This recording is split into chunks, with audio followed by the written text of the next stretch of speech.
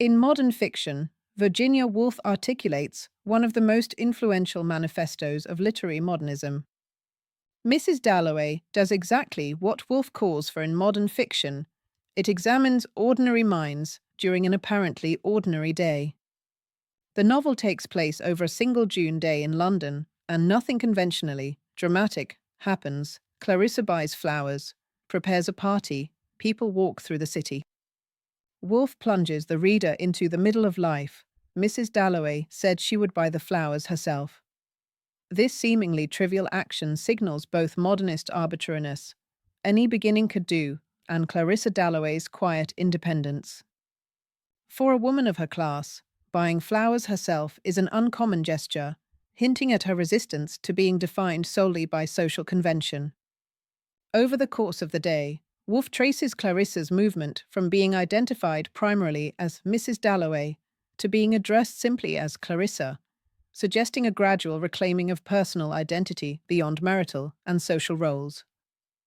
Memory plays a central role in this process. Woolf employs a Proustian technique of involuntary memory in which sensory impressions, sounds, sights, movements, trigger sudden returns to the past. These moments reveal how identity is constituted through memory rather than linear chronology. Woolf described her method as a tunneling process in which she digs into characters' pasts to create a texture of overlapping personal and collective experience. The novel is divided into 12 subdivisions, marked by the striking of Big Ben.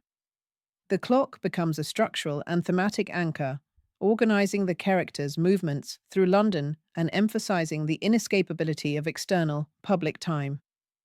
Big Ben functions almost as a character in its own right, an emblem of imperial authority and social discipline, dictating the rhythm of daily life. Its tolling reminds Clarissa of mortality. She has recently been ill and is acutely aware of death, yet Woolf complicates this authority by describing the sound waves dissolving in the air, a typical Woolfian juxtaposition of solidity and transience. Time is both oppressive and fleeting, absolute and fragile.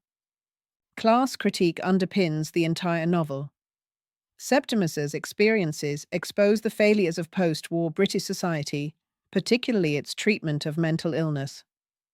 Mrs. Dalloway examines a governing class that has emerged from the war largely unchanged, clinging to tradition and order while excluding anything that threatens its equilibrium.